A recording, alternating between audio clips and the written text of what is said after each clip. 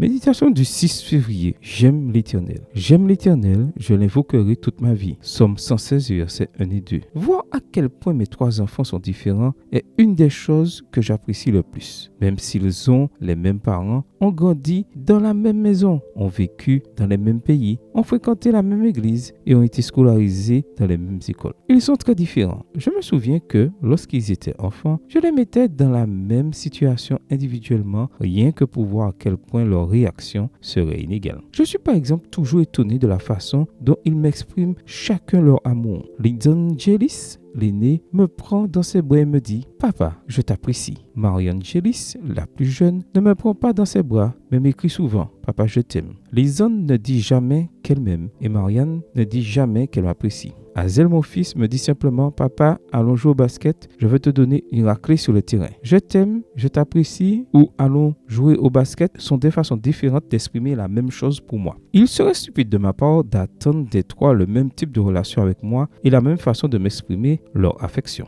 Si je suis capable d'apprécier et de valoriser les différences abyssales entre mes enfants, Dieu ne serait-il pas capable de faire de même pour nous? Notre Créateur sait que nous sommes différents, qu'il existe une grande diversité parmi ses enfants. Il accueille l'enthousiasme qui imprègne le culte de mes frères de Jamaïque et de Trinidad, mais accepte aussi la solennité avec laquelle mes frères de Buffalo à New York le vénèrent. Chacun de nous doit développer et découvrir pour lui-même sa propre façon d'exprimer son amour pour le Christ, sans tomber dans une triste imitation de la religiosité d'un autre. Tout comme une étoile diffère en éclat d'une autre étoile. En Corinthiens 15, verset 41, nous avons des dons différents. Romains 12, verset 6. Nous ne sommes pas appelés à faire preuve d'une froide uniformité, mais à nous aimer en dépit de notre grande diversité. Nous voyons dans le Nouveau Testament que Jean ne décrit pas les sauvés comme un groupe homogène, mais comme une grande foule de toute nation, de toute tribu, de tout peuple et de toute langue. Apocalypse 7, verset 9. Si nous sommes tous si différents, qu'est-ce qui doit nous unir? L'apôtre Paul dit que